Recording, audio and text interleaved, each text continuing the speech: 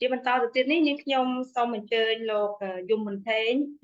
ងដែលជានាយកប្រតិបត្តិអង្គការសហប្រតិបត្តិការដើម្បីកាត់បន្ថយភាពក្រីក្រចាជូនសំណួរទៅលោកថាតើអ្វីជាបទពិសោធន៍នៃការលំបាកនិងដំណោះស្រាយដើម្បីឲ្យការសហការរវាងសហគមន៍ជាមួយនឹងសាលារៀនឬការិយាល័យអប់រំរដ្ឋបាលក្នុងស្រុកចាដើម្បីធានាថាការចូលរួមរបស់សហគមន៍នឹងមានប្រសិទ្ធភាពចាអញ្ចឹងសូមគោរពអញ្ជើញលោកចា បាទសូមអរគុណហើយមុនចូលដល់សំណួរនេះខ្ញុំជំរាបជូនថាសកម្មភាពដែលយើងបានធ្វើកន្លងមកនេះគឺយើងបានការគ្រប់គ្រងពីអង្គការ Action Aid ហើយនិងអង្គការ A Action ហើយក៏សូមអរគុណគាត់ដែរដែលគាត់បានផ្ដល់ជាមូលនិធិក្នុងការអនុវត្តសកម្មភាពទាំងនេះបាទអញ្ចឹងសម្រាប់សំណួរថាតើតកតងនឹងបទពិសោធន៍ក៏ដូចជាផលលំបាកនៃការអនុវត្តក៏ដូចជាដំណោះស្រាយរវាងសហគមន៍ឲ្យមានការចូលរួមនឹងដើម្បីធានាថាមានសហគមន៍មានប្រសិទ្ធភាពអញ្ចឹងយើងឃើញថាកន្លងមកដោយសារតែកម្រិតនៃការយល់ដឹងរបស់សហគមន៍គាត់នៅមានកម្រិតតាក់ទងទៅនឹងការអឺសិក្សារបស់កូនបាទអញ្ចឹងហើយនឹងគួបផ្សំជាមួយនឹងជីវភាពរបស់គាត់ទៀតធ្វើឲ្យអ្វីដែលយើងផ្សព្វផ្សាយឲ្យគាត់ធ្វើទៅគៀងគរគាត់របៀបម៉េចដើម្បីឲ្យគាត់ចូលរួមនោះវាលំបាកមានការលំបាកដោយសារដូចខ្ញុំបានជំរាបជូនអញ្ចឹងកម្រិតនៃការយល់ដឹងរបស់គាត់នៅក្នុងការសារៈសំខាន់គាត់ពេលខ្លះនៅគំនិតគាត់គិតថាពេលដែលកូនគាត់រៀន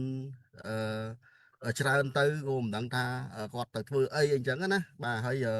មួយទៀតពាក់ព័ន្ធទៅនឹងជីវភាពគាត់ដែរអញ្ចឹងគាត់គិតពីជីវភាពជិះជាងដែលអជំរុញកូនក៏ដូចជាចូលរួមជាមួយសាលារៀនបាទហើយទី2យើងឃើញថាកង្វះធនធានមួយចំនួនក្នុងការគៀងគរសហគមន៍និងជំរុញគាត់ឲ្យចូលរួមជាមួយសាលាក៏នៅមានកម្រិតដែរបាទធនធានមួយចំនួនដែលយើងនៅខ្វះនៅឡើយទេដែលធ្វើអាចធ្វើឲ្យការគៀងគររបស់គាត់ចូលក្នុងសហគមន៍ក៏នៅមាននៅមានកម្រិតហើយចំណុចមួយទៀតយើងឃើញថាសាលារៀនមួយចំនួនហ្នឹងគាត់នឹងសហគមន៍ខ្វះការទំនាក់ទំនងគ្នាបានន័យថា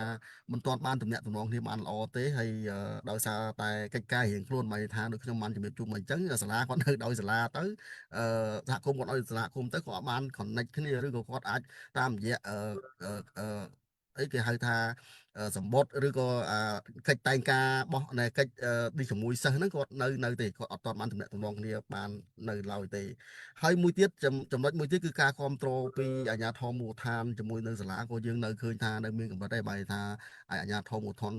ក្នុងការចូលរួមជាមួយនឹងសាលាហ្នឹងក៏យើងឃើញថានៅមានកម្រិតនៅឡើយដែរនេះជាបញ្ហាផលលំបាកដែលយើងឃើញសម្រាប់កន្លងមកគូហ្វាបយើងបានធ្វើការដោះស្រាយមួយចំនួនដែរពាក់ព័ន្ធទៅនឹងកិច្ចការងារហ្នឹងគឺយើងបានធ្វើការផ្សព្វផ្សាយបាទសម្បូរមានការផ្សព្វផ្សាយពីសារៈសំខាន់នៃការសិក្សារបស់កូនហ្នឹងនិងជំរុញឲ្យសហគមន៍ចូលរួមសាលារៀនហើយតាមរយៈការចុះតាមសហគមន៍ដូចខ្ញុំបានជម្រាបជូនមកអញ្ចឹងប្រជុំផ្សេងហើយនឹងធ្វើការអឺកំ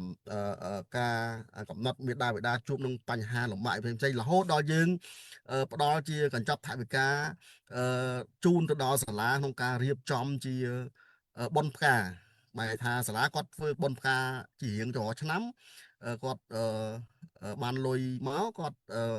អាចអនុវត្តសាលាបានអញ្ចឹងយើងផ្ដល់កញ្ចប់ថវិកាមួយចំនួនទៀតមិនច្រើនទេអូយត្រឹមថា1លានអីសម្រាប់សាលា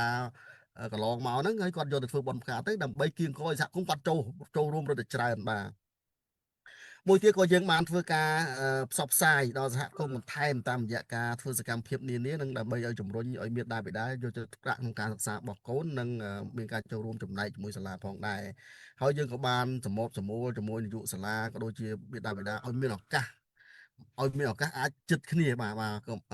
អាចប្រជុំឬក៏យើងផ្សព្វផ្សាយនឹងធ្វើម៉េចឲ្យគាត់អាចនៅចិត្តគ្នាកាន់តែចិត្តគ្នានេះជាអ្វីដែលយើងបានដោះស្រាយកន្លងមកបាទសូមអរគុណ